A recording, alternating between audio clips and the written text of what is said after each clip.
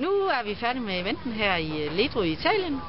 Vi har været her i 5 dage og sejlet de sidste 4 dage. Det har været meget varierende betingelser med mest let vind, men i dag i finaledagen, der kom der lidt mere vind i forskellige tryk fra mange forskellige retninger. Så det har været utroligt kompliceret forhold, vi har sejlet i hele ugen. Og Lago di Ledro eller Lago di Lottery har stadig sit navn, retfærdige navn. Vi startede sådan rimelig godt ud i round robin og endte med at være nummer 3 med kun 2 nederlag. Og det gav os en plads i kvartfinalen imod italiener. Og den vandt vi 3-0, og så gik vi videre til semifinalen. Vi sejlede semifinalen imod det slovenske hold færdig her i dag, og vi vandt klart 3-1, og var dermed klar til finalen imod franske Busser, som var vinder af grunden round robin og har sejlet virkelig hurtigt hernede i de sidste par dage.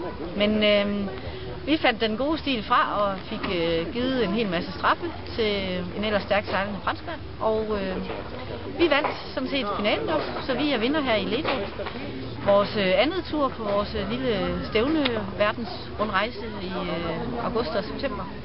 Så det kunne næsten ikke være bedre. Vi har sejlet virkelig godt og haft god ro på båden i de her svære betingelser. Så det lover godt for SUS og mit fremtidige samarbejde, nu hvor Tina hun hopper fra, og der kommer nogle nye ombord. Så følg med på vores hjemmeside matchracesteam.dk eller Facebook matchracesteam.dk. Der kommer også spændende nyheder. Hej!